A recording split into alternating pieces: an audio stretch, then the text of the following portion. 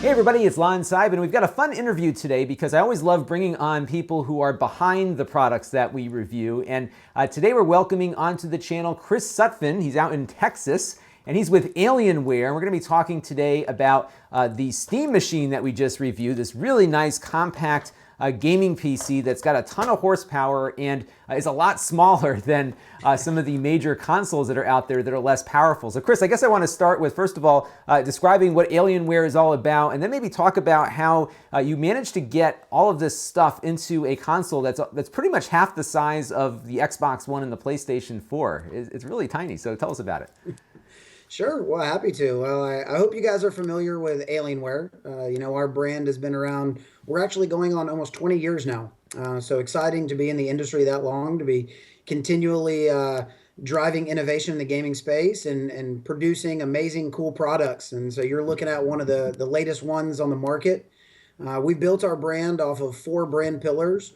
So it's all about innovation, performance, iconic design, and leading the industry.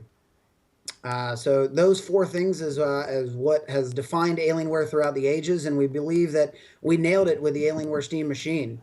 And the idea for this product, it's actually pretty cool. This has been something that's been in the works for literally years, and it started with really the most simple idea.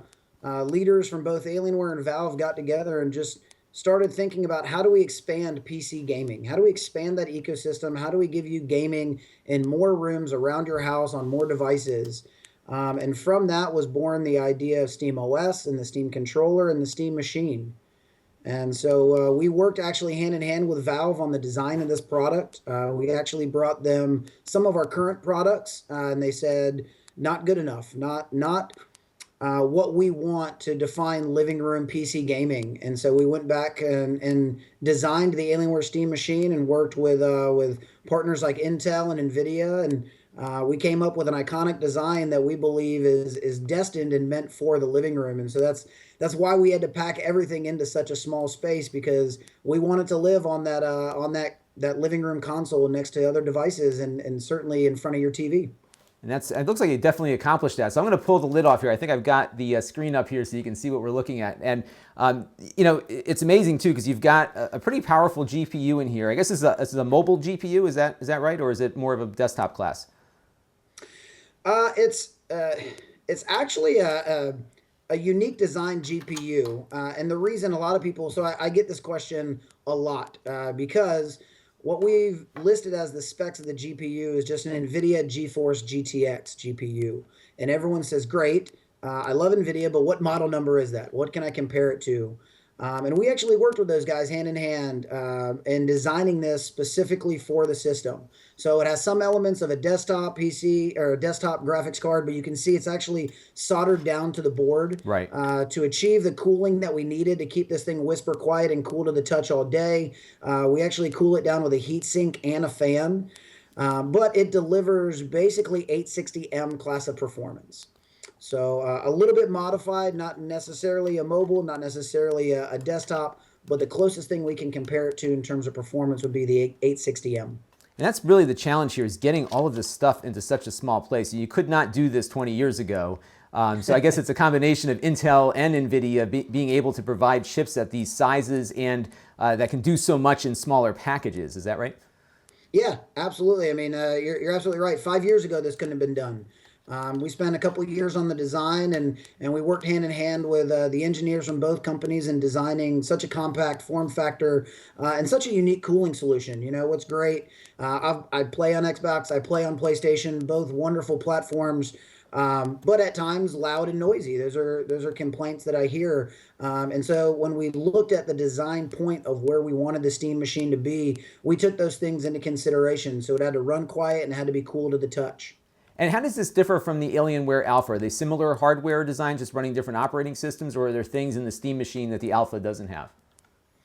Almost completely identical. The only thing that's going to differentiate the Alienware Alpha from the Steam machine is the very front, that corner, you're going to see a Valve logo at the very front of the box. Right in down that here. corner, right there.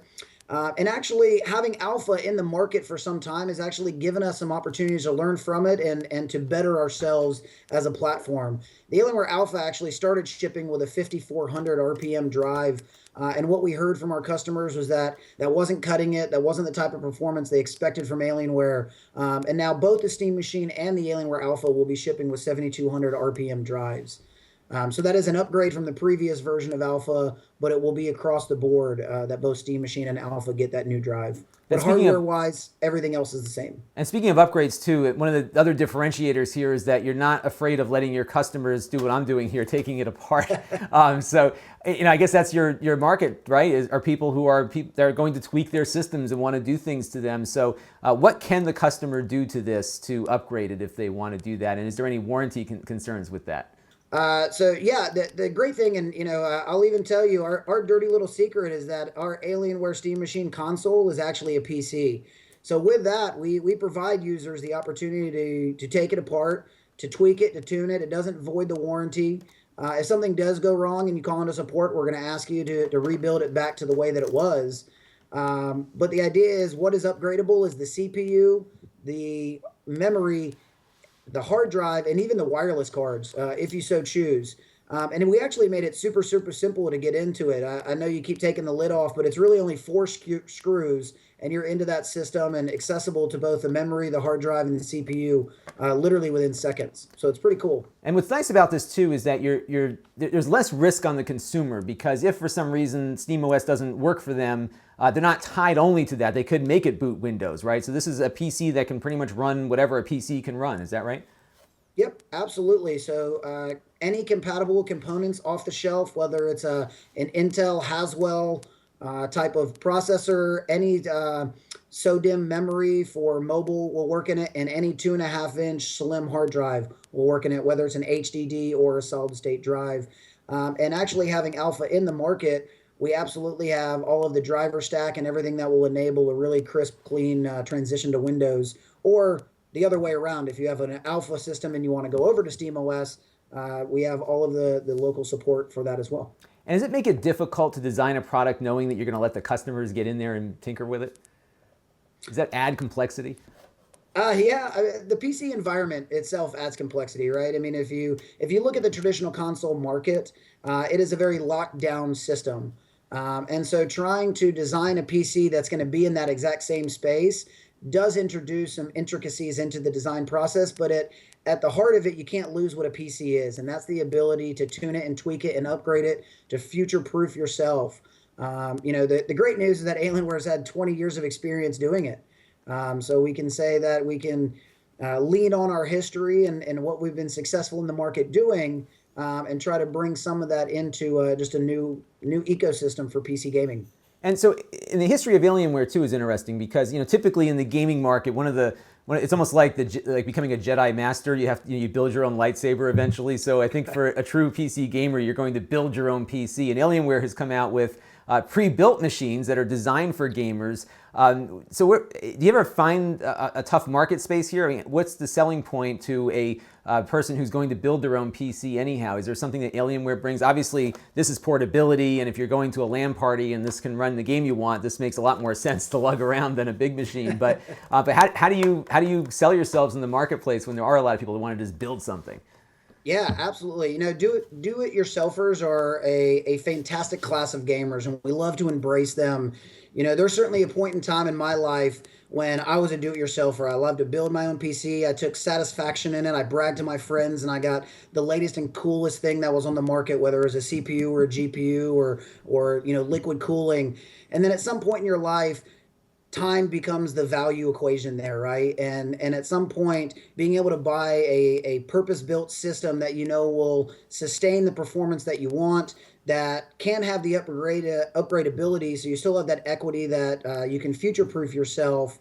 We really feel like Alienware's come a long way, and we can provide the ability for a do-it-yourselfer if and when they get to the point that they want something simple, compact, and easy to play on. We have that right solution for them, and at an affordable price point. We hear a lot of times from some of our biggest fans that they've loved Alienware for years, and they had to work 2 jobs to save up money to get our $3,000 rig. And over the years, our purpose has only been to deliver as many unique gaming experiences to many people as possible. And so, with the Alienware Steam Machine, we really believe we're not replacing that huge, gigantic rig. We're adding another device into your PC ecosystem.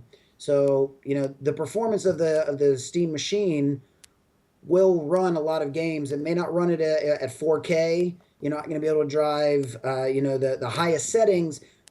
So it's never going to replace that custom built PC that you have in your den, but it's now going to extend that den experience, that 2 foot keyboard and mouse, to a laid back couch. Right. So that's where we think the Steam Machine really fits into the equation. And that's the big change here, is going from sitting in front of your monitor at a desk to getting over to the couch. And it's interesting to see the hardware convergence here, because we talked about the size of the machine, which is certainly a big component, because you don't want to have a big tower sitting next to your television. I think both of our spouses would kick us out of our homes with. It'd be yanked. So you've accomplished that, but interfacing with that design, because having a keyboard on your lap in front of the TV is not ideal either. And Valve developed their own controller to mate up with this and other hardware devices that they're working on. So was that kind of the last key to making all of these things work together, where you couldn't really get them to working before? Yeah, we're not inventing a brand new category. PC gaming in the living room has happened before. I think what we're doing is providing a more unique and easy way to accomplish that. As you mentioned, there are definitely some cool widgets out there that provide lap boards and mouse functionality. The controller is really the linchpin and the secret sauce to all of this, right? And if you followed Steam Machines for a while, you know that there was a pause last year where Valve went back and redesigned the controller. And it was a needed redesign, because this really is the epitome of being able to bring everything to the living room environment. Because if we take a step back and go back to that meeting that I mentioned years ago, where leaders said, how do we extend PC gaming? We can develop an operating system that runs in a big picture mode. We can develop hardware that looks great in your living room, but then you have to go and solve for that keyboard mouse input. And that was really the challenge, right? And so that is what lives today in that controller, and the ability to literally map any key function from your 128 key keyboard and your mouse with the precision and accuracy into that controller. And that was a big, and it's something you have to get used to. And not in the sense that it isn't easy to use once you figure it out, but there is a bit of a learning curve, because I think it's been funny. As a reviewer, I look at what other people are talking about too, because I'm curious to see if I'm missing something. And my first impression was, gosh, I don't know what I'm going to do with this thing. And then I started playing with it more and looking at all the configuration details to it, and then seeing the community kind of contributing different configuration options to it. Now it's starting to make more sense to me. Is that something that you talked about internally? You have to almost. It's a whole new paradigm here, right? A whole new shift in how you play a game. This controller looks nothing like ones we have used typically. So has that been a challenge to gamers and your customers? Yeah, no, it absolutely has. And I'd say Valve has probably done the most extensive work with their customer base and getting their user feedback and designing it. We've done some of that on our own. We were actually out at QuakeCon in July up in Dallas, and we did kind of a behind-the-scenes study of what people thought about the Steam Machine controller, because you're not going to get a more hardcore audience of PC gamers than you will find at QuakeCon. Right. And we got those guys to kind of try it out, and everyone's reaction was almost exactly to what yours was like, I just don't get it. I'm not sure about it. Like, I've been so good and so used to a keyboard and mouse. And even when I do play on a controller, the buttons are in different places. So there's that real steep learning curve right off the bat. And people have to kind of get over that. And you have to change a little bit of your muscle memory. And then you have to spend some time tuning and tweaking it to your heart's content. And then all of a sudden, the love and passion of the PC gamer comes out, because that's what they love to do. They want to dial in that precision. They want to make this controller their own. And that's really, I think you kind of had that aha moment as you were playing with it. And I saw some of your unboxing video, and you start to get there, and then you layer on the ability not only to remap the entire controller to your liking, but to use the community, the 125 million people that are part of Valve's community, who are going to be doing something like you, and like the mods that they have, they get voted up and Right. down, and the best ones are going to rise to the top. And you can go out there and see who's got the best controller configuration. Very quickly, easy to jump out of the game into it, change the setting, and give it a whirl. Now, it's a new learning curve. It's a new paradigm shift. So it takes some getting used to. It is not your jump into and really use it to your heart's content as quickly as you'd like. And so I think that's the biggest thing that we've seen and getting people's hands on it. But they come around. And so that's part of what we're doing with some of the influencer programs, and getting as many people to talk about the experiences they have, good, bad, and ugly. And we fully expect the community to come around and build this into a very useful gaming tool. Because what's been neat about it over the last couple of weeks, so I got one of these. I bought the Steam Link on the pre-order just to Okay. get in early, and it came with the controller. So I got in with the controller like the first week. Everybody else was in with it, so there was nothing. Like the community was barren. And then I put it down. Your thing came in, and then I grabbed the controller again and hooked it up to the Steam machine. And I was like, wow, now I get it, because first of all these people spent all this time that I didn't have to spend configuring the controller. And then I can say, this configuration works great except for this, and then I can go in and tweak this. And that's been I absolutely believe there's going to become fan favorites, and there's going to become experts of the Steam controller, and people who can manipulate it in the best way possible. We're going to create a whole new art out there, people who really know how to manipulate the Steam controller into some fun experiences. And it's going to vary widely across different game genres. There's going to be controller settings that are great for first-person shooters, and ones that are going to be great for sim games, and ones that are going to be great for strategy games. And I think you're going to find that as the community starts to evolve and more people get engaged with it, the cream of the crop's going to rise to the top. I'm sure it will, and it's already starting, because it's been a huge shift over the last 2 or 3 weeks too, and just getting those configurations out there. I want to kind of wrap up and talk a little bit more about SteamOS and where you see it going, because obviously Valve is putting a lot into this. They're essentially developing their own operating system to power this machine and get up and running very nicely. What I like about it is that it is a very good living room experience. It really does bring you into Steam when you power the machine on. Where do you see it on the hardware side going? Because it certainly works, perfectly on this device for what it can do. Where do you see SteamOS going? What's their vision for it, and why SteamOS over Windows per se for gamers? Is it because it has less layers that you have to dig through to get to the games? Sure, couple of really good questions in there. Let me address one of the first ones, just around hardware and where we see this going. This is definitely a long-term strategy, both for Dell, both for Alienware, both for Valve. We're in this for the long run. This isn't a hit it and quit it. We absolutely will see Steam machines evolve on more of a PC cycle. So what I mean by that, very frankly, is that customers aren't going to have to wait 5 to 7 years to get the newest, latest, greatest technology, right? So for me as a gamer, that's great. We provide upgradeability, which can help you future-proof yourself on a budget, but you're also going to see Steam machines evolve with technology as that grows. So I think that's a wonderful thing, and I think that helps speak to the longevity of it. Again, for Valve, this is certainly a long-term opportunity for them. You're going to see SteamOS continue to evolve. If there's anything that I know that Valve does the best, it is listen to their community. And when they hear their community uprise and talk about what they want out of their experiences, they will go and deliver. I mean, SteamOS in big picture mode is literally some of the culmination of that. They said they heard from their customers that people enjoy Steam so much they want to enjoy it in other rooms in their house. Fast forward a couple years, we have Steam big picture mode and we have SteamOS, right? Now, I think a lot of people have been kind of touching upon the fact that there's not as many AAA titles that are part of the Steam library that they'd like to see, right? Some really big ones that are coming out for the holiday. I think that's some of the biggest lingering questions. And for me, it's a chicken and an egg. And our commitment to this space, both from hardware and software, I fully believe that in time you'll start to see more software and more AAA titles and big titles coming to SteamOS.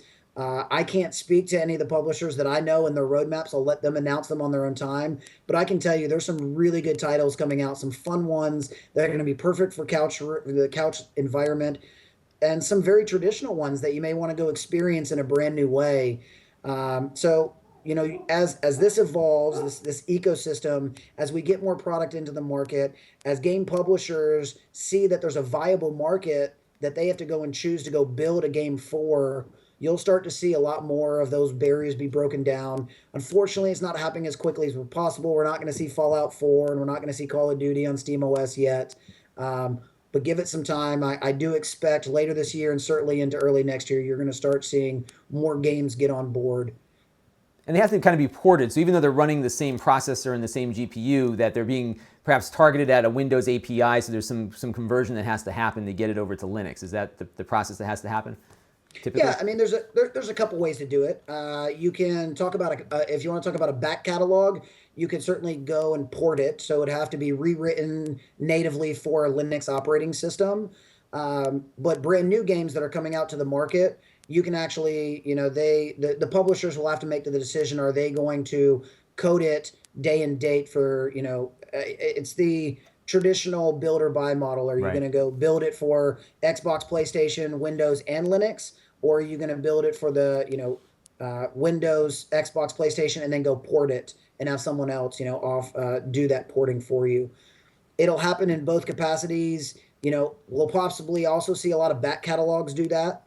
And give people a reason to come back and enjoy some traditional keyboard and mouse games that they've never thought about playing in their living room. But it really changes that experience, and it might be a reason for some, let's say a publisher is coming out with a new version of a game, that could be SteamOS enabled, go and get your back catalog ready, get people enjoying it on the couch, and then get them ready to upgrade to the new version. And what's been interesting too is that the consoles are now running these x86 class processors, so there's not it's not as hard now to bring these games over as it may have been before too. I think as I'm seeing these exclusives showing up on one console or the other, they're also going to PC at the same time. Yeah. So PC gamer, it's probably the best time ever to be a PC gamer, because almost all of these console games are coming out onto the PC, either on Windows or SteamOS or both, right? So this is a big shift for gamers. Yeah, starting to see a lot of convergence. Microsoft is doing a lot of the right things with their Xbox console and their PC environment.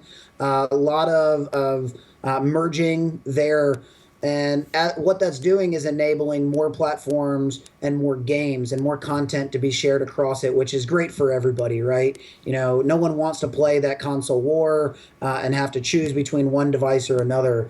And so, we absolutely think that SteamOS will quickly become part of that mix. I know that Valve's pre-order and our Steam machine pre-order did very, very well. We can take a lot of that data and a lot of that information and take it to the publishers and show them that there's a very viable market for this. Lots of people out there, lots of buzz, and so we absolutely think that the convergence is helping, and the momentum around SteamOS will certainly enable good content coming quickly.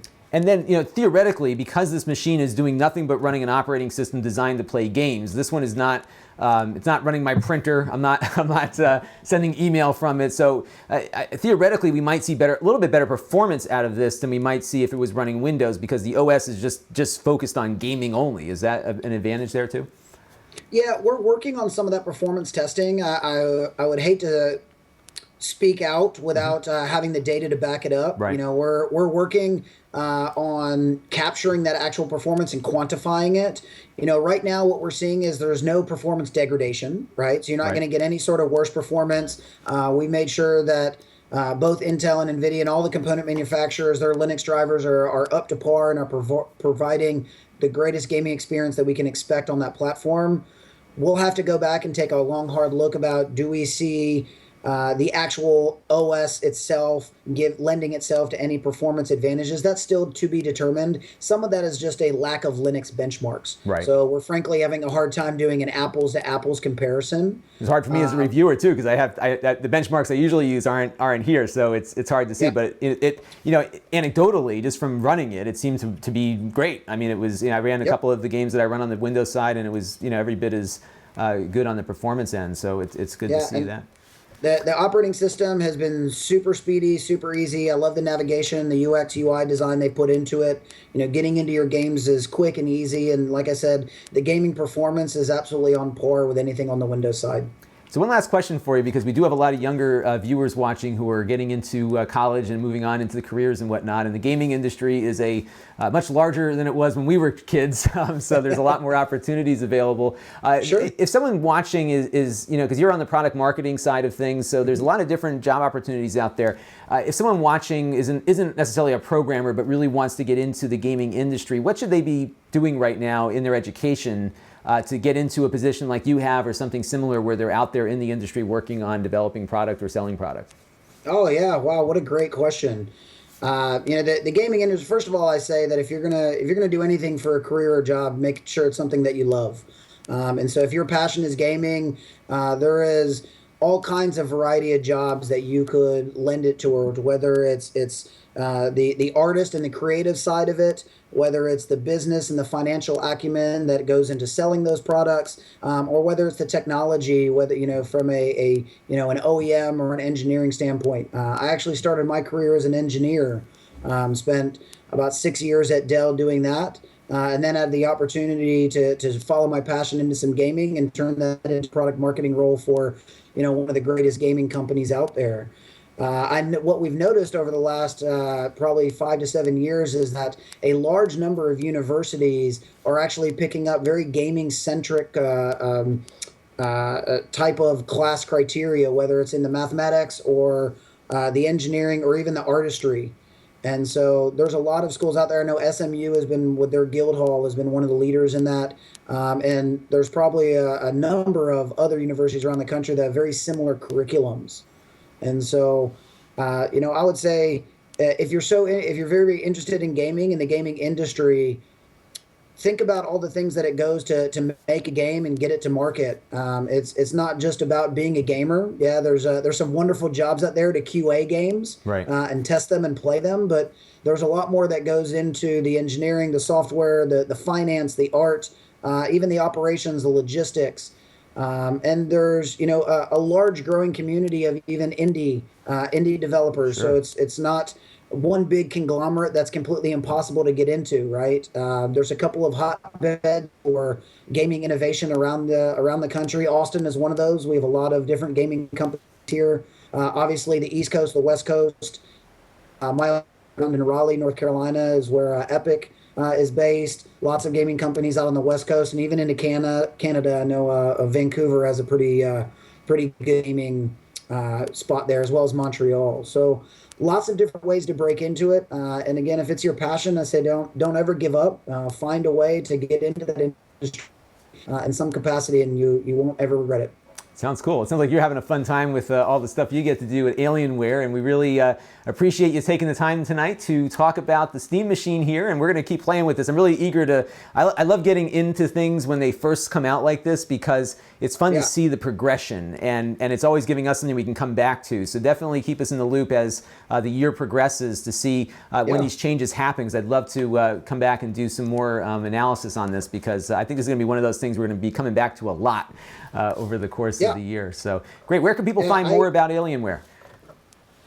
Obviously, Alienware.com is the website. You're going to find all kinds of product and technical information there. I also urge you to visit AlienwareArena.com. That's Alienware's community-based website. We feature and focus a lot more on community elements, whether it's sweepstakes or news or videos, just what's happening in the gaming industry. You can certainly understand a little bit more about the brand and what we represent in that space. Terrific. Well, Chris, thank you again, and we will hopefully maybe talk with you in a couple of months and see what else is coming out. Yeah, Lon, we'd love to. Thanks so much for the time. Great, thank you. This channel is brought to you by the generosity of my Patreon supporters. If you find the channel helpful, you too can contribute for as little as $1 a month. Visit Lon.TV/Patreon to learn more.